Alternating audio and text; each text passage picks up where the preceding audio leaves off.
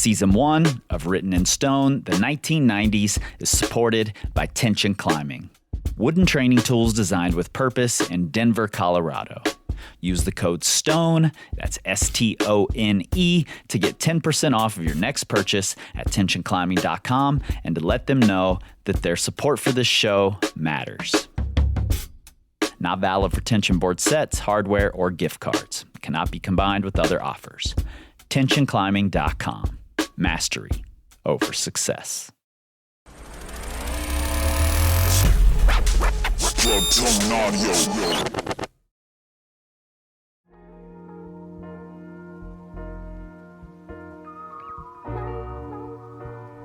In 1922, H.P. Lovecraft wrote, "Some said the thunder called the lurking fear out of its habitation, while others said the thunder was its voice.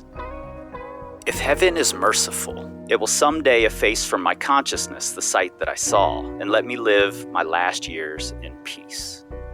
And maybe some people feel this way about El Capitan. It's massive, it's daunting, and if they dare to venture up it, that trip's their last.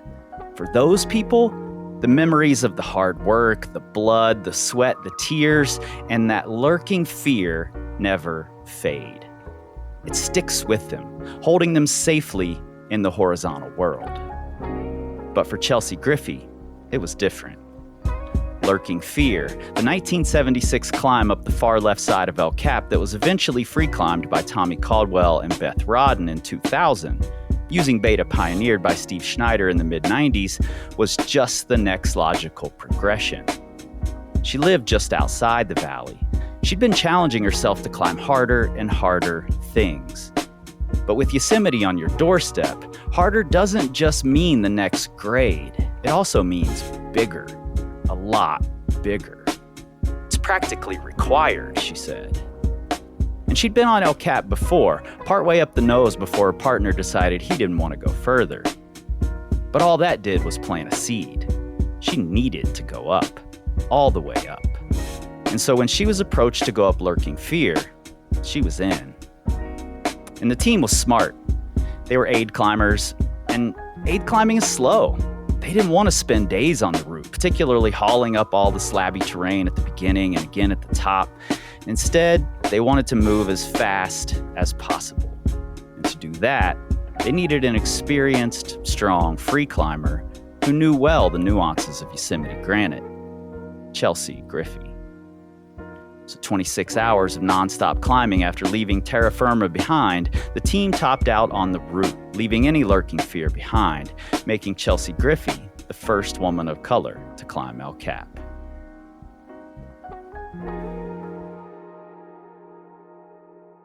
Chelsea, welcome to Written in Stone. Hello. I'm so excited to have you here. Betty reached out to you and connected us, and I have to say a huge thanks to her. Yes, myself as well. Before we jump into this, I have a pop question for you. On Lynn Hill's first attempt to free climb the nose in a day with Canadian big wall ace Steve Sutton, he forgot the belay device. She ran out of chalk, and they nearly ran out of water before they finally bailed. Oh, wow. But then he went up with her for the successful ascent anyway. So the question is, if you had to choose any one of your past climbing partners who would probably forget the belay device and not bring enough water, but you'd still go up with them again, who would it be? Oh, wow. I would have to go with Jackie Florine. Good choice. I imagine there aren't many people who know El Cap as well as she does, so that's a good choice. Thank you.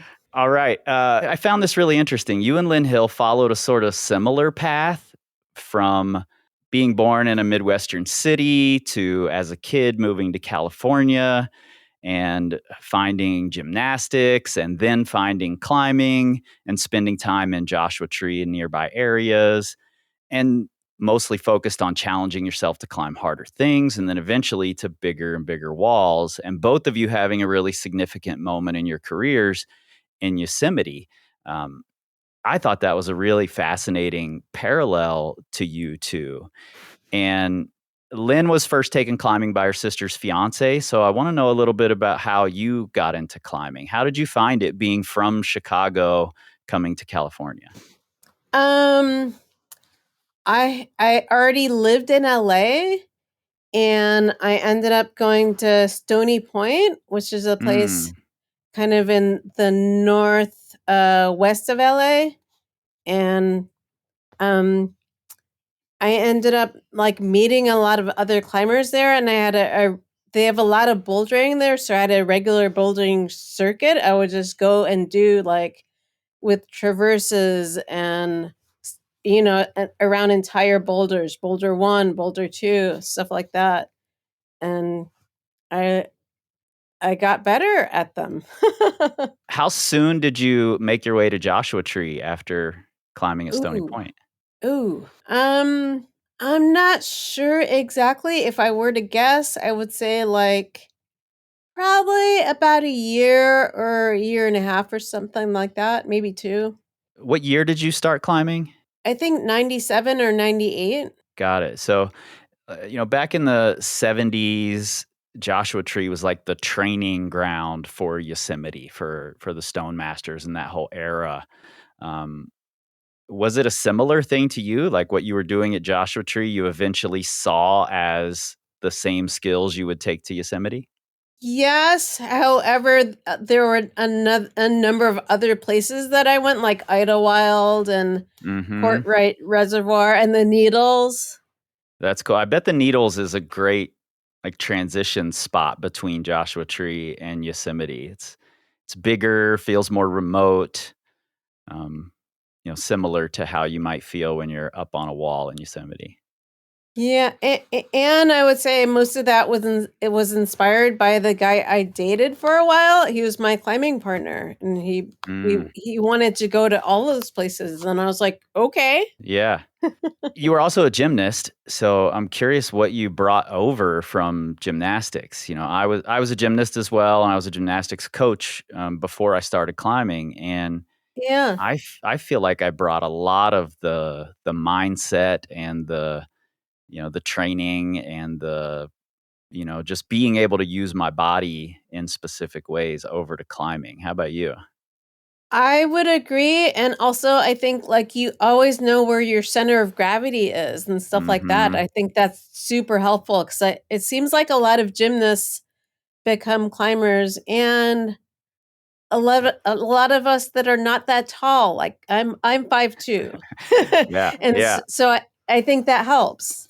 Yeah, I think so. I think so. I've seen lots of gymnasts excel at climbing pretty quickly, and I bet a lot of it's what you're saying, that you just understand how to balance your body at all times. Yeah. Yeah, such an important thing.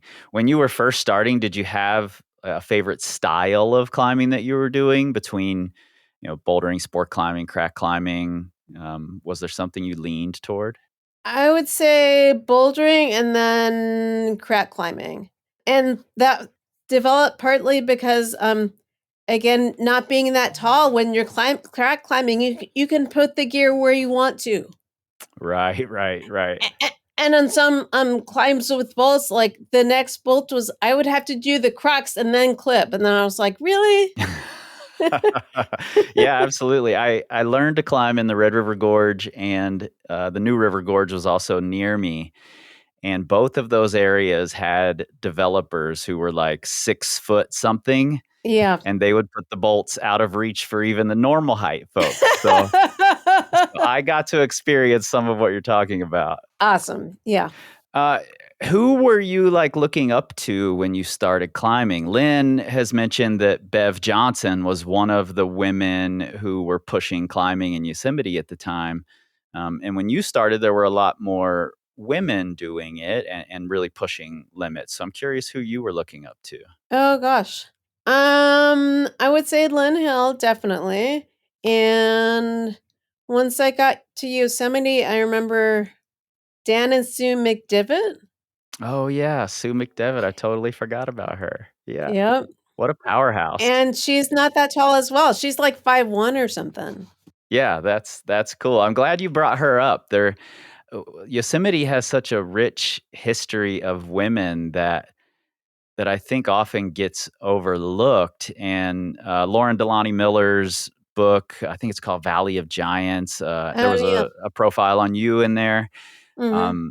Does a really great job of like pointing to some of those women that history overlooks from time to time. So I'm glad you brought up Sue. That's awesome. Mm. Yeah, she's awesome. You've said before that your preference on big walls was to climb with other women, and I'm curious why. Part of that is just because of the food, Oh, really? quite frankly, and because dudes often bring, like, Dinty beef stew or something, a Yeah, canned yeah. beef stew. I don't eat meat, Mm. and I'm like, really?" And, part of it is just the company you keep and stuff like that, and also because my first wall partner was a man and that didn't work out, I was like, "Okay, I guess I'm over that." These these dudes aren't getting the job done, and they eat like crap, so I'm going with the women. Yeah. That's funny. There's like I mean, there's certainly and I've been victim to this in my climbing career for sure. There's a bit of a like macho attitude about it. And I think the like, I'm just gonna eat something out of a can, which I have done a lot of, by the way, um, is probably part of that macho thing because you certainly can eat better up there. Right? Yeah, and with the women, I remember one partner, we got canned brie. Mm-hmm. And so I'm like, "Yeah." I wonder if a man has ever said, "I'm gonna take Brie up the wall with me." I doubt it. I doubt it too. That's hilarious. I do remember a story years ago about Randy Levitt, and I don't remember who his partner was, but it was on El Cap, and they took up wine and wine glasses um, and also took golf clubs and golf balls and were hitting golf balls off of El Cap and, Oh, wow. making it this whole like leisure time pursuit instead of a macho wall climb. Oh, that's funny. That's hysterical. Something I found interesting about your story is that you've made a point of saying multiple times, like, I was the free climber on these teams. And for many people, up until the 2000s, up until Tommy made it really popular. Alex Huber and then Tommy made it really popular to free climb on El Cap. It just didn't seem like the thing to do. It was all aid climbing back then. That's how you prepared for it. So I'm curious what your like progression onto El Cap was like in terms of aid climbing versus free climbing. Were you just not at all interested in the aid climbing? Um, I would say it was more of a means to an end. Yeah, that's how I feel about it too. Yeah, and that I was free climbing. I was doing just fine, and then I was like, I guess I want to do El Cap, and so I wasn't committed to doing a whole ton. Like I wouldn't want to do a route that was all aid or whatever. But if I had to do some, I was like, okay. So I aid climbed routes I'd already freed just to learn a bit. Yeah, that's a cool way to train for it. I did something similar years ago before my first trip to Yosemite. It was we would go like aid climb these routes and then haul a bag up. These are just single pitch routes in Kentucky in the Red River Gorge, Oh wow, and we yeah. would challenge, our friends with time. There'd be a bunch of us there and we'd aid the pitch and then haul the bag and then wrap off with the haul bag. And it was like a ground to ground time. And we just kept trying to get faster and faster and faster at it, Oh which was fun and okay. But then wall climbing ends up being so slow anyway that the like wow. trying to speed through that stuff wasn't really the best training for the wall. Yeah, but time is everything. So going faster probably helped. Totally. And that's something that you did that was really important, especially on that first wall, that I think a lot of people won't even consider for their first wall, is that your team was like, we're not going to stop. We don't want to haul bags. We don't want to bring a portal edge. Let's just go for the thing and try to do it in a day and just keep going. Yeah. I think it was a good call, but I wouldn't have known to make that decision. My partners were like, this is what we're doing. And I think they were disappointed that we didn't do it in under, 26 hours or whatever, because I Yeah. think they wanted to do it in, a day or something. Sure, sure. I get that. That's what we all want, right? It's we want to do the thing right now. Exactly. Yeah. Doesn't always work out that way though.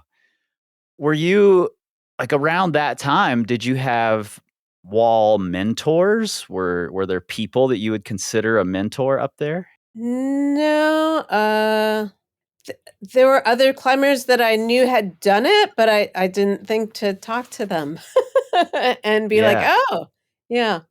That's something I find really interesting because um Lynn, her first couple times up El Cap also went with women, and it was kind of we're gonna go up there and figure it out on our own. Wow. And I think that's really cool, that these women were banding together to get the job done themselves.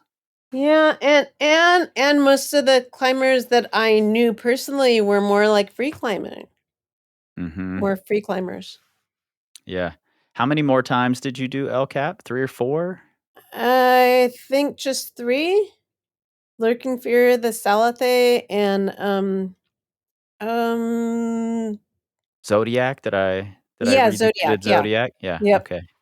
When you were done with the first wall, were you like, "Never doing that again," or or did you know you wanted to do it again immediately? I think I wanted to do it again, but I hadn't really thought about it.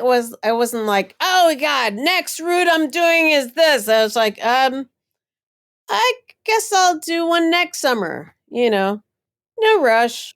Yeah, that's a cool laid back attitude. I guess that part of that probably comes from living in El Portal, right? Yeah, yeah, definitely. I I laughed out loud while reading an article about you because you mention the gas station in Lee Vining and stopping there to eat. Oh, yeah. That's actually one of my favorite Yosemite memories is going there to eat, and they had, like, a trapeze outside. Oh, really? Yeah, Wow. when I was there was a big trapeze with nets under it that people could go on. Wow, they did not have a trapeze there when I went there, but they had music often. Yeah, I love it. How long did you live there? Uh, I'm gonna say 2001 till 2007 or so, Mm, but that would be just guessing. yeah, did you know any other climbers of color back then? I'm just curious. Oh gosh, no. No one leaps to mind. And I think that's part of a thing that is just,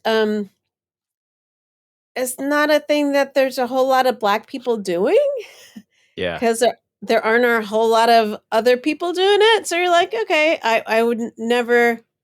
People aren't often drawn to it. right, right. It's definitely growing, which I think is very cool. Yes, I agree. I read that when you topped out on Lurking Fear, you didn't know you were the first Black woman to do El Cap. How did you discover that? I don't remember how I found out. I just remember years later, I was like, "What? Really? Hmm. Okay." Wow, that's cool. Yeah, I think it's interesting that you didn't know it. I think that's part of like chasing the things that you want that make it important to chase the things you want because sometimes you're breaking ground you don't even know you're breaking if you're really just trying to continuously challenge yourself. Oh, yeah. Yes. When you found out you were, what was that feeling like? knowing that you were the first to do this big thing? I just thought it was cool. And I was like, that's mine forever. So I'm like, okay, I'll take that. Yeah. Well, I know shortly after that, you started leading backpacking trips for women of color. Mm. And tell me a little bit about those. I just remember that they were the only backpacking trips for women of color in the US. And I I led it for like 10 years. And I was like, what? That makes no sense. That it's the only one. Yeah. And then you started your own nonprofit after you left there, right? Not right away, but several years later, yeah. Yeah. So tell me about the nonprofit that you started. Well, for a while, I worked for Bay Area Wilderness Training. So I was a program director, which means like getting all the gear for the gear library and running trainings and all that stuff. Um, and I moved to LA and founded LA Wilderness Training. So it was kind of on the same page because I think people need gear. The gear is like super important, and people that don't camp a lot, the gear is expensive. Or just for anyone, the gear is expensive. Yeah. Yeah. Buying the gear and then being able to store the gear. And, I know so many climbers who have a gear shed, or a room in their house dedicated to their gear or something. And not everyone has that opportunity, to collect all this gear that they can just go outside and do anything they want at any time. Exactly, exactly. When you were doing the LA wilderness training, was it for women of color still, the same as the backpacking trips? No, it was for adults who work with youth to take their youth out like camping or backpacking or whatever, car camping. Mm, And we were training people that were mostly teachers or had some connection, working with the youth. And giving kids the opportunity to get out who didn't normally have that opportunity, basically. exactly, because I think it's important for them to get outside and see, like, Yeah. oh, wow. Yeah, there's so much you can take from the outdoors Exactly. or gain from the outdoors. I guess we're not taking it, but we are gaining it. Yes. Yeah. It occurred to me when I was preparing for this that Lynn Hill was the first woman to climb 514, and then she was the first woman to onsite 13B.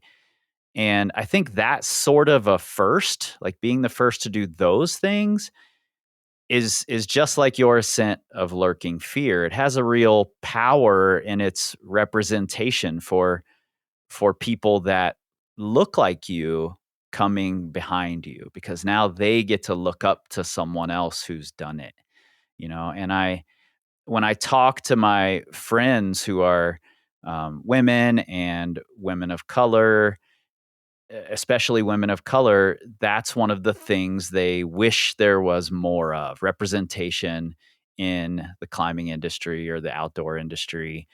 And you were that for people. You are that for people. So Mhm. I'm curious, was there a moment for you where you realized you were that? It's not like it's not any more than I made it sound like. It was just like, oh, okay. Wow. Yeah. Yeah, I think for a lot of people it was more. Um, and I think it's important to point that out, give you your flowers, because I think it's such an important thing for so many people. Wow. I'm floored by that because that was certainly not my intention, but Sure. I'm like, wow, I'll take Yeah, it. and I think that's the same with a lot of people who are pushing boundaries, it's not necessarily your intention just to be in Lynn Hill's case, to be the first woman to do a thing. It's I want to push myself to climb this grade anyway, or to do this thing anyway.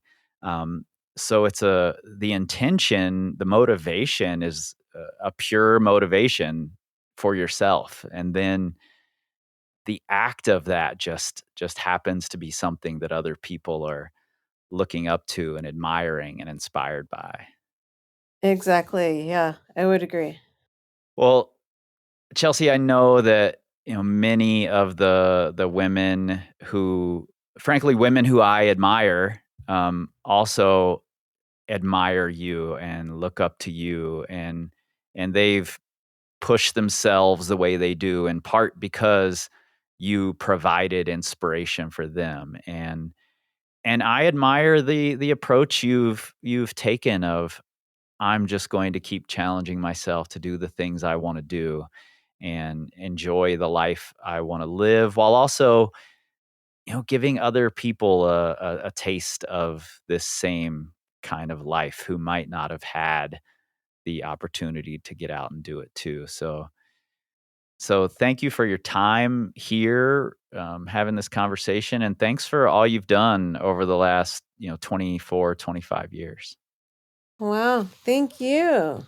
Thank you so much for doing all this.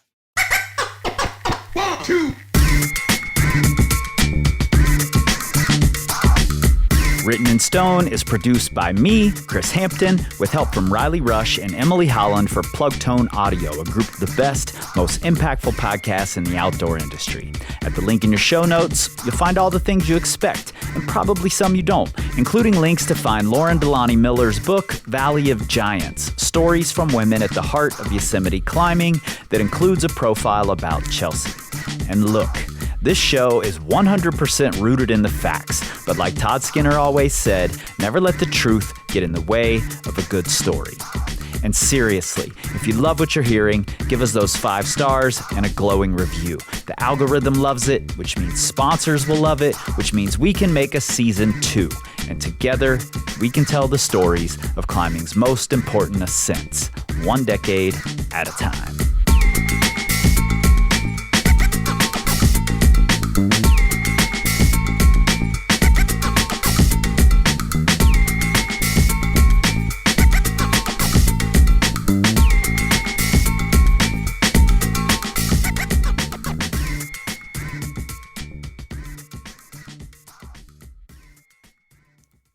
Stoners.